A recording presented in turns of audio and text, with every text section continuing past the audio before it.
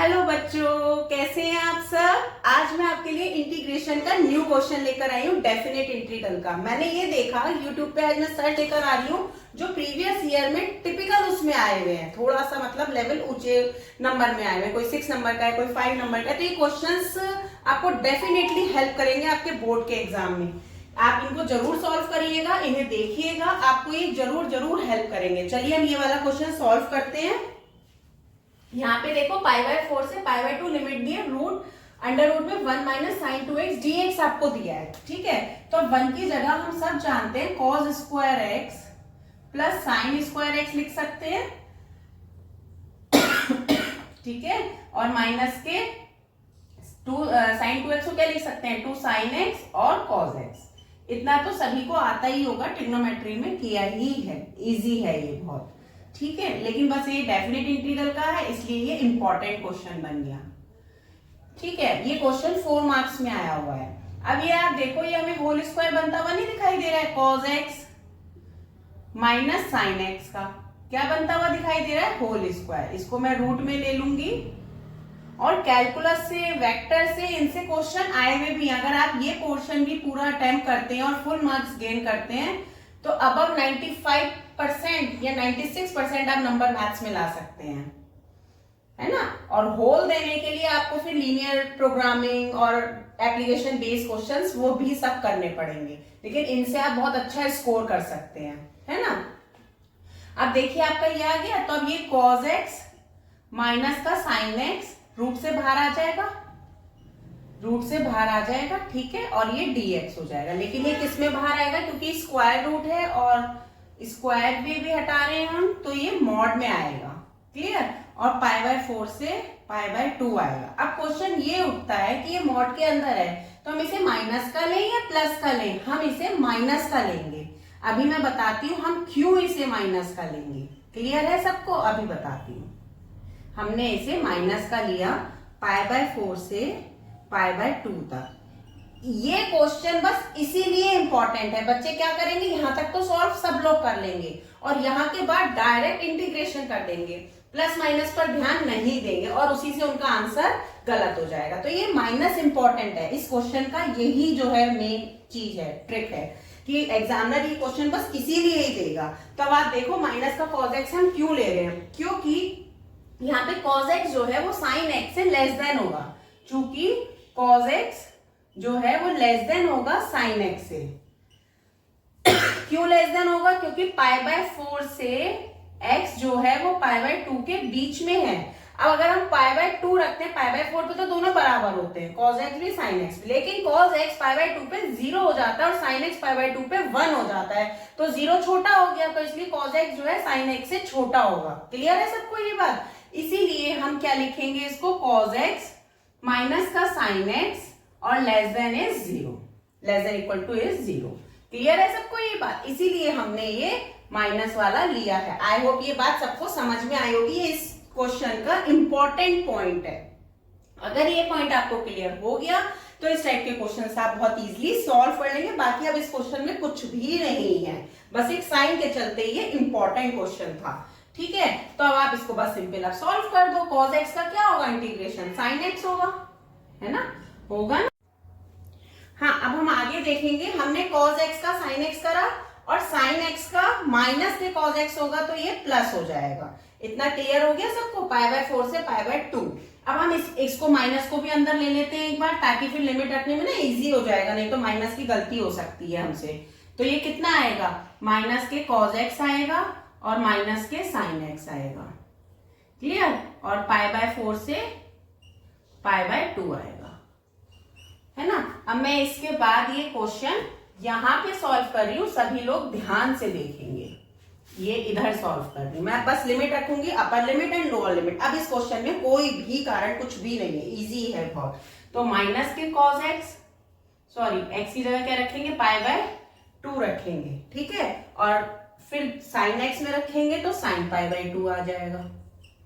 अब lower limit रखेंगे तो माइनस आएगा, ब्रैकेट लगाएंगे क्योंकि ऑलरेडी माइनस में है, तो माइनस का cos π/4 आएगा और माइनस का sin π/4 आएगा। सबको क्लियर है। अब माइनस के cos पाई बाय 2 कितना होगा, 0 होगा, और ये कितना होगा, 1 होगा, है ना। माइनस माइनस प्लस हो जाएगा, cos pi by 4 1 by root 2 होगा, माइनस माइनस प्लस हो जाएगा, ये भी 1 बाय रूट 2 होगा। तो ये कितना आ गया हमारे पास, 2 बाय रूट 2 आ गया, 2 बाय रूट 2 आ गया, माइनस 1 आ गया, है ना। तो ये कितना बनेगा हमारा, रूट टू माइनस 1। यही हमारा आंसर है। वरना अगर हम माइनस नहीं लेते तो 1 माइनस रूट 2 आता, जो कि आपके क्वेश्चन को 0 बना देता। ये 4 मार्क्स में आपका क्वेश्चन आया हुआ है। आई होप ये सबको समझ में आया होगा। अब मैं नेक्स्ट क्वेश्चन के साथ आपको मिलती हूँ।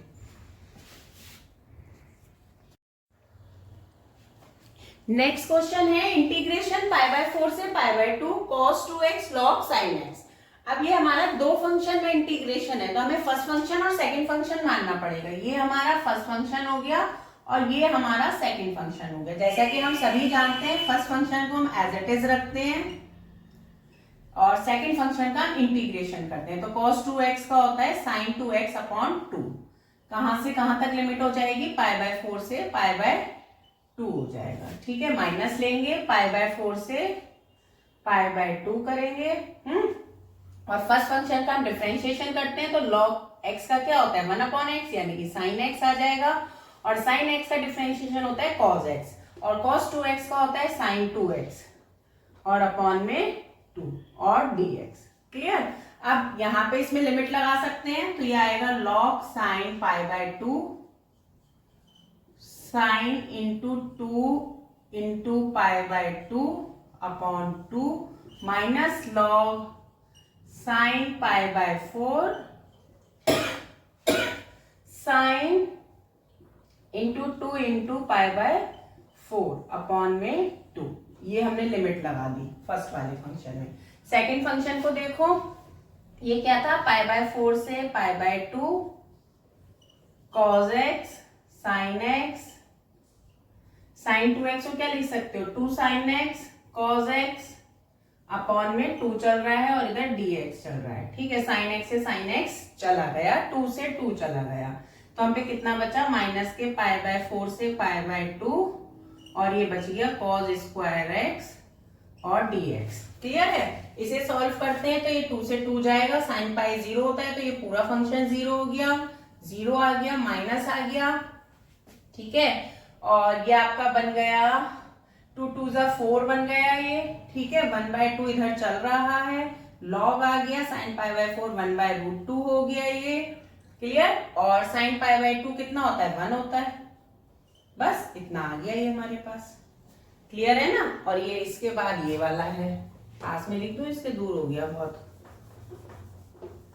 ये देखो, माइनस के पाई बाय 4 से pi by 2 cos square x और ये आ गया dx, है ना।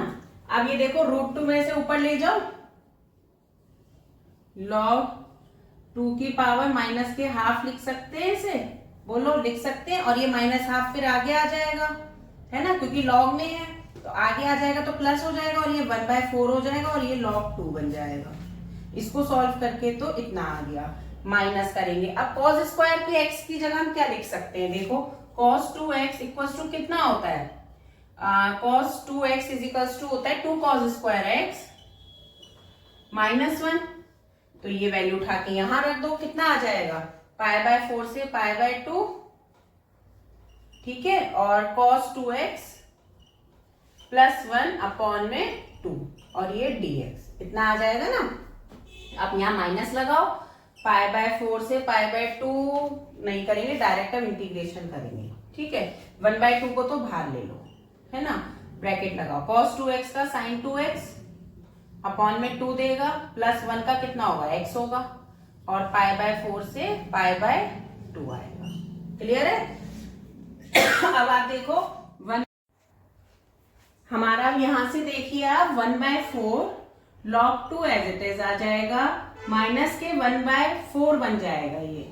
ठीक है, और ये आ जाएगा sin 2x प्लस का 2x, इतना आ जाएगा पाई बाय 4 से पाई बाय 2। यहां तक सबको क्लियर है। मैं ऊपर का इरेज कर रही हूं, आई थिंक सबने नोट डाउन कर लिया होगा।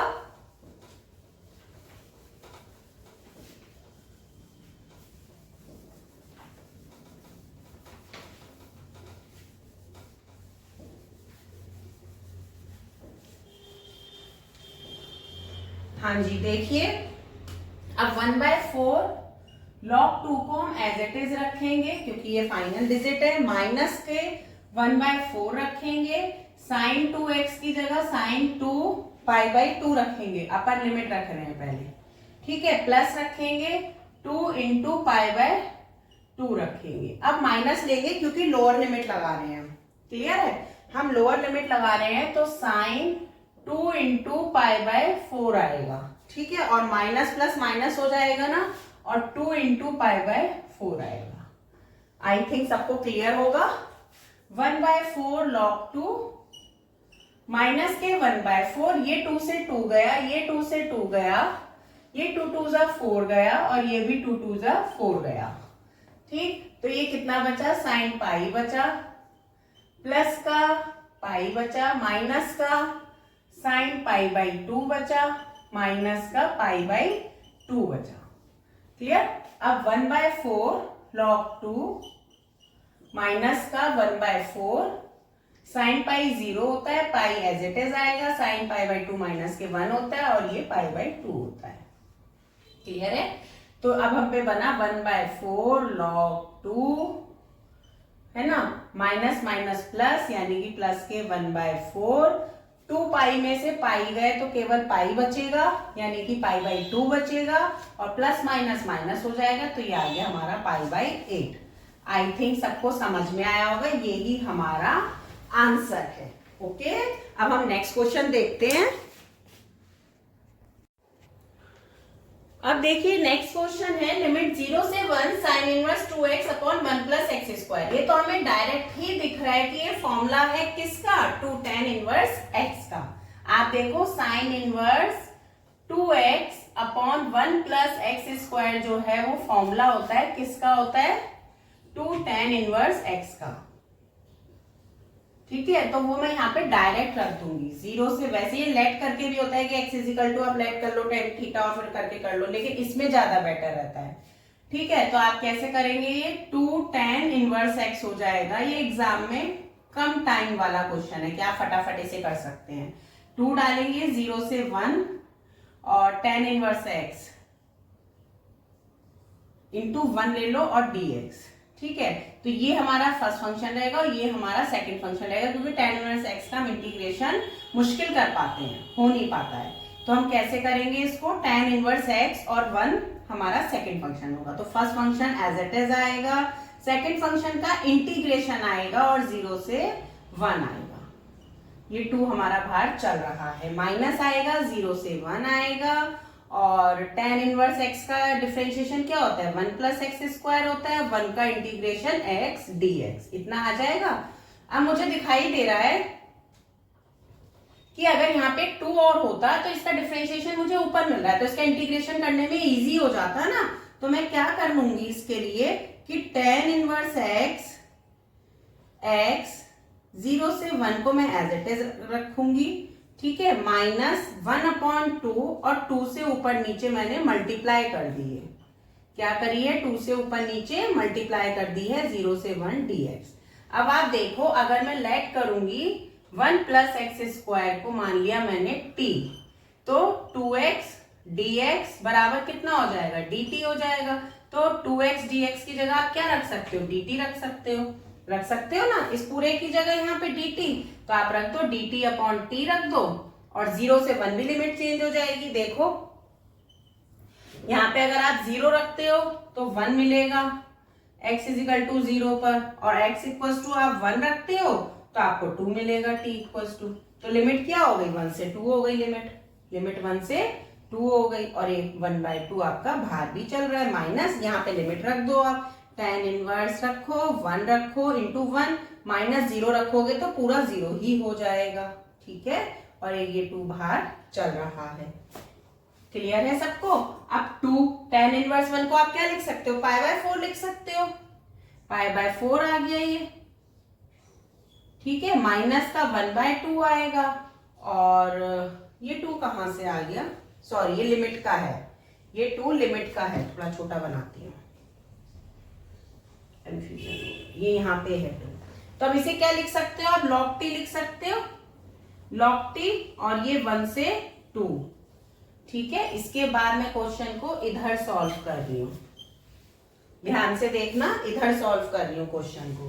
2 बाहर चल रहा था तो इसको मैं अंदर ले लूंगी, ये 2π/4 बन जाएगा, माइनस आएगा 2/2 आएगा, क्योंकि ये वाला 2 मैं अंदर ले रही हूँ, अपर लिमिट रखेंगे तो log 2 आएगा माइनस log 1 आएगा।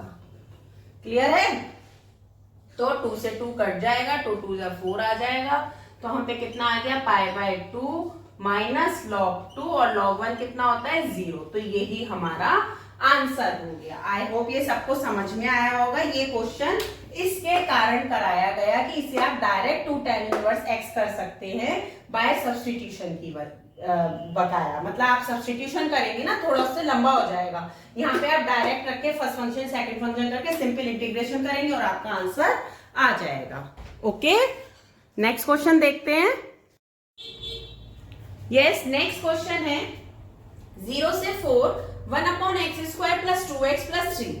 ठीक है, अब इसमें देखो आप बच्चे कंफ्यूज हो जाते हैं कि हमें इसको कैसे होल स्क्वायर बनाना है, कैसे कॉन्जुगेट लेना है, क्योंकि अंडर रूट वालों बहुत सारों में हम कॉन्जुगेट भी लेते हैं, लेकिन हमें देखना पड़ता है कहाँ पे कॉन्जुगेट से काम होगा और कहाँ पे स्क्वायर बना के काम होगा, फिर हम उसे डायरेक्ट कैसे सॉल्व कर सकते हैं। अब आप देखो x² + 2x + 3 है, तो यहाँ पे कॉन्जुगेट से काम नहीं होगा, यहाँ पे हमें स्क्वायर बनाना पड़ेगा। क्वेश्चन को देख के हमें समझना पड़ता है। ठीक है, तो अब यहाँ पे जैसे ये x² है प्लस का 2x है, अब यहाँ पे मुझे दिख रहा है कि x प्लस अगर मैं 1 कर दूं तो x + 1 का ये होल स्क्वायर बन सकता है, तो मैंने +1 कर दिया, -1 कर दिया, प्लस का 3 कर दिया। समझ में आया यहाँ तक सबको? अब 0 से 4 करा हमने, 1/x प्लस ये पूरा क्या बन गया, x + 1 का होल स्क्वायर बन गया।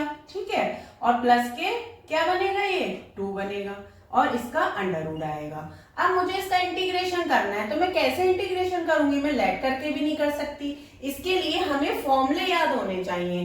तो हम कैसे फॉर्मूला बता रहे हैं, देखो, जब भी अंडर रूट में 1/√x² + a² आपको दे रखा हो, तो इसका जो फॉर्मूला होता है वो होता है log x plus under root में एज इट इज आ जाता है।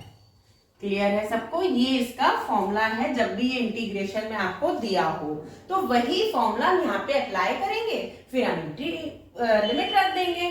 तो अब आप देखो ये 2 है और वहां पे a² है, तो मैं इसे √2 का स्क्वायर नहीं लिख सकती। आप देखिए x + 1 का होल स्क्वायर प्लस √2 का होल स्क्वायर, ऐसे लिख सकती हूँ ना ऐसे में, और पूरे का अंडर रूट। अब ये x² + a² के फॉर्म में बन गया 0 से 4। अब मैं इसका फॉर्मूला लगा दूंगी log x, तो यानी कि x + 1 एज इट इज आ जाएगा मेरे पास। ठीक है, प्लस आएगा अंडर रूट में, ये पूरा आ जाएगा एज इट इज, x² यानी कि +1 इसका स्क्वायर और प्लस √2 का स्क्वायर, इस तरीके से, क्योंकि एज इट इज आएगा। और इसे बंद कर दीजिए और यहाँ पे 0 से 4 लिमिट रख दीजिए। अब इसको सॉल्व करिए, आप लॉग लेंगे, जहां जहां x है वहां वहां 4 रख दो, 4 + 1 प्लस अंडर रूट 4 + 1 का होल स्क्वायर प्लस √2 का स्क्वायर। अब अच्छा ये बताओ, हम 0 रखेंगे तो भी यहाँ बचेगा, तो हमें रखना पड़ेगा। अब हम क्या करेंगे, माइनस लेंगे। ठीक है, लोअर लिमिट के लिए हम माइनस लेंगे, लॉग लगाएंगे, ओके, और लोअर लिमिट रखेंगे। कैसे, 0 रखो, 0 + 1 प्लस अंडर रूट, जब यहाँ प्लस है तो सब प्लस आते हैं, ये बात ध्यान रखना, क्योंकि सेम ऐसी माइनस में है फॉर्मूला, लेकिन वहां पे क्या होता है, यहाँ तो प्लस ही आता है, यहाँ माइनस हो जाता है, तो बच्चे इसमें भी कंफ्यूज होते हैं। ये ध्यान रखो, जब डिनोमिनेटर में प्लस है, x² + a² है, तो पूरा फॉर्मूला हमारा किस में होगा, प्लस में होगा। अब हम 0 रख रहे थे, 0 + 1 का होल स्क्वायर प्लस √2 का स्क्वायर, इतना आएगा ना। अब इसे आप सॉल्व करो, देखो log 5 आएगा, 25 आएगा, प्लस 2 आएगा अंडर रूट में। क्लियर, माइनस का log आएगा, 1 आएगा, प्लस आएगा, 1 और 2 3 आएगा अंडर रूट में। ठीक है, तो ये कितना बन गया हमारा, log 5 27 यानी कि 3√3 बन गया ये। ठीक है, और ये कितना बन गया, माइनस के log 1 + √3 बन गया। ठीक है, अब इसका आंसर मैं इधर लिख रही हूं, इसका आंसर यहाँ पर लिख रही हूं, सब ध्यान से देखेंगे। ये log m minus log n बन रहा है ना, तो हम इसको क्या लिख सकते हैं, log 5 प्लस 3√3 अपॉन में 1 प्लस √3। यही हमारा आंसर है। आई होप ये सबको समझ में आया होगा। ये क्वेश्चन मैंने इसलिए कराया इस फॉर्मूले के चलते। बच्चे यहाँ पे आके अटक जाते हैं, वो सोचते हैं अब हम क्या करें, तो इसमें कुछ भी नहीं करना। अगर आपको ये फॉर्मूला याद है तो आप डायरेक्ट अप्लाई कीजिए, डायरेक्ट लिमिट रखिए और आपको आंसर मिल जाएगा। आई होप ये सबको समझ में आया होगा। अब मैं नेक्स्ट क्वेश्चन और करा रही हूँ। आज इंटीग्रेशन, डेफिनेट इंटीग्रेशन के जो टफ क्वेश्चंस आए हुए हैं वही डिस्कस आज कर रही हूँ, ठीक है। इसके बाद एक दो क्वेश्चन डिफरेंशिएशन के भी देख लेंगे, टफ वाले। Okay, A couple has 2 children. Find the probability that both are boys. इस बात की प्रोबेबिलिटी कि वो दोनों ही लड़के हों, जबकि वो जानता है कि एक लड़का है। पहले पार्ट में ये कह रहा है कि एक लड़का है, दूसरे पार्ट में कह रहा है कि लड़का बड़ा होना चाहिए। अब हम इसमें सैंपल स्पेस देखेंगे तो सैंपल स्पेस हमारा कितने टाइप से बनेगा, 4 टाइप से बनेगा ना, क्योंकि पहले हम बता रहे हैं कि दोनों बॉयज हो, या पहला बॉय हो दूसरा गर्ल हो, या पहली गर्ल हो दूसरा बॉय हो, या फिर दोनों ही गर्ल हो। तो कितनी पॉसिबिलिटीज है, 4 पॉसिबिलिटीज है। अब वो ये कह रहा है कि find the probability that both are boys, दोनों ही लड़के हैं। तो हम ए को मानेंगे बोथ आर बॉयज, क्लियर। और बी को हम मानेंगे क्या, one of the children is boy, one of the children is a boy, ठीक है। और सी हम मानेंगे कि older children is a boy. इसमें से एक क्वेश्चन जरूर आता है कंडीशनल प्रोबेबिलिटी का, इसलिए बोर्ड के लिए इसे प्रैक्टिस जरूर कर लें। और 4 नंबर्स या 6 नंबर में ये क्वेश्चन आता है, ठीक है। हमारे इस तरीके से ABC बन गए, तो यानी कि ये क्या होगा, BB होगा क्योंकि दोनों ही लड़के हैं। ये क्या होगा कि एक लड़का हो, तो या तो दोनों लड़के, या पहला लड़का दूसरी गर्ल, या पहली गर्ल दूसरा लड़का, क्योंकि एक लड़का होना जरूरी है। अब यहाँ पे कह रहा है कि ओल्डर मतलब बड़ा होना चाहिए, तो यहाँ पे कितनी कंडीशन होंगी, 2 कंडीशन होंगी, B होगा और बॉय गर्ल होगा, क्योंकि बड़ा कौन होना चाहिए, लड़का होना चाहिए, तीसरी कंडीशन नहीं होगी। इस तरीके से आ गया। अब आप देखो वो हमसे कह रहा है पहले क्वेश्चन में कि दोनों लड़के हैं, जबकि वो जानता है कि एक लड़का है, तो ये बनेगी कंडीशन, क्लियर। तो इससे क्या फॉर्मूला निकलता है, PA इंटरसेक्शन B, गलत लिख दिया, ये देखो PA इंटरसेक्शन B ये बनेगी, अपॉन में PB बनेगा, क्लियर है। अब आप बताओ PA इंटरसेक्शन B क्या आएगा, BB आएगा, दोनों में आ रहा है मतलब बॉय बॉय आएगा, तो 1/4 प्रोबेबिलिटी होगी, क्योंकि सैंपल स्पेस टोटल कितने का है, 4 का है, कॉमन कितने है, केवल 1 है, तो 1/4 हो गई। और PB कितना आएगा, 3 कंडीशंस बन रही है, कितने में से, 4 में से, तो 3/4 आएगा, 4 से 4 कट जाएगा, आंसर आ गया 1/3। यानी कि एक लड़का है वो ये बात जानता है, और दोनों लड़के होने की प्रोबेबिलिटी हमारी आ गई 1/3। ओके, अब हम सेकंड पार्ट देखेंगे, the older children is a boy, कि जो बड़ा है, बड़ा बच्चा जो है वो लड़का है, इस बात की हमें प्रोबेबिलिटी बतानी। ये इसका फर्स्ट पार्ट था, यहाँ पे हम इसका सेकंड पार्ट देखेंगे। तो अब आप देखो वो कह रहा है कि एक लड़का बड़ा, बच्चा बड़ा है वो लड़का है, इस बात की प्रोबेबिलिटी बतानी है। तो ये बात वो जानता है और दोनों लड़के होने चाहिए ये बताना है, तो A/C हो जाएगा, क्लियर है। तो ये बनेगा PA intersection C upon PC।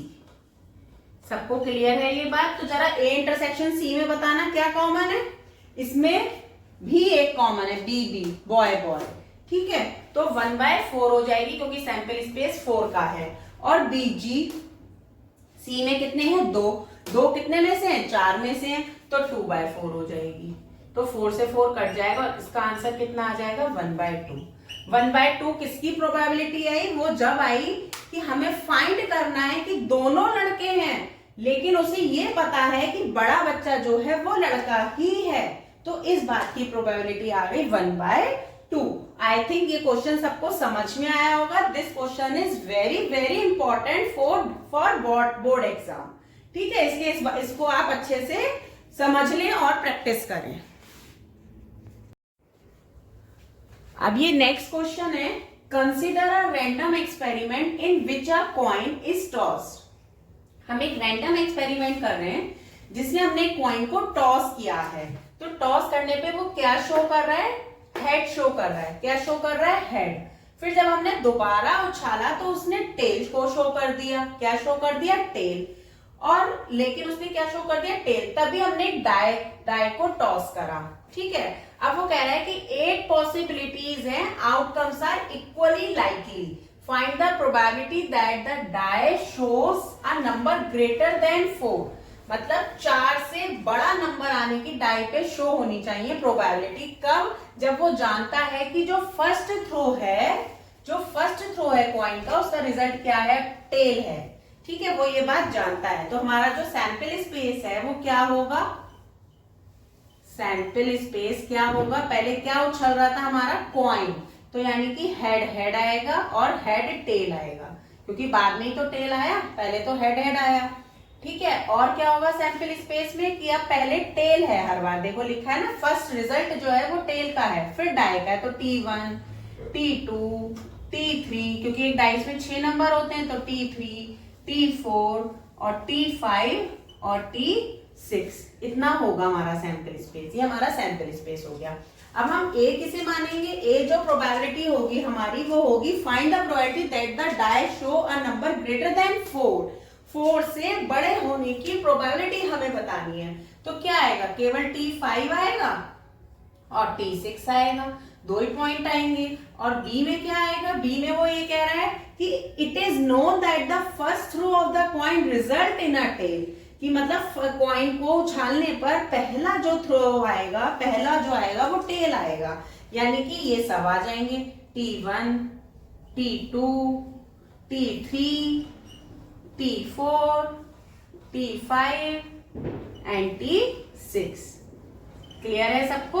अब हमें इसकी प्रोबेबिलिटी बतानी है इस बात की कि डाई पर 4 से बड़े नंबर आने की प्रोबेबिलिटी क्या होगी।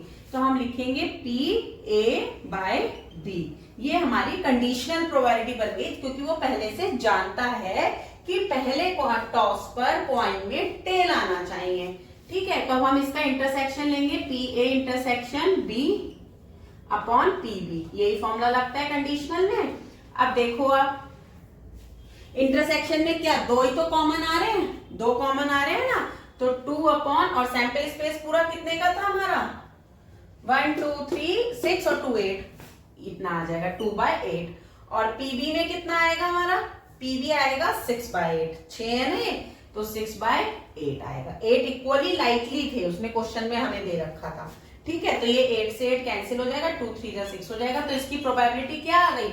1/3 आ गई। यही हमारा आंसर हो गया। अब आप देखो स्टेटमेंट कितना बड़ा था। बच्चे स्टेटमेंट देख के ही डर जाते हैं, अरे इतना टफ क्वेश्चन। नहीं, बड़ा स्टेटमेंट से कुछ नहीं होता। आप क्वेश्चन को पढ़ो, सॉल्यूशन देखो, कितना इजी सॉल्यूशन है, कितना इजी सॉल्यूशन है। आप देख रहे हैं 4 स्टेप्स में सॉल्यूशन हो गया और स्टेटमेंट कितना बड़ा है। बस क्वेश्चन को समझना आना चाहिए। आप इसे एक बार समझ लोगे और इतना भी आप बोर्ड में और कोई लैंग्वेज आप नहीं लिखोगे, इतना भी लिखाओगे तब भी आपको मार्क्स मिल जाएंगे। लेकिन हाँ, ए बता देना कि ए क्या है। ए है द डाई शोज, इससे ऊपर लिख देना लाइन, द डाई शोज। यहाँ जगह नहीं है, मैं नहीं लिख रही हूँ, आप लोग अपने आप लिख देना, the die shows a number greater than 4। और बी के लिए लिख देना कि the first throw of the coin result in a tail. ये 2 लाइन जरूर इसमें ऐड कर देना, बस बाकी आपका आंसर आ गया। कितना इजी क्वेश्चन है, आई होप सबको समझ में आया होगा। Okay then, thank you, bye. कल मिलते हैं हम आपसे।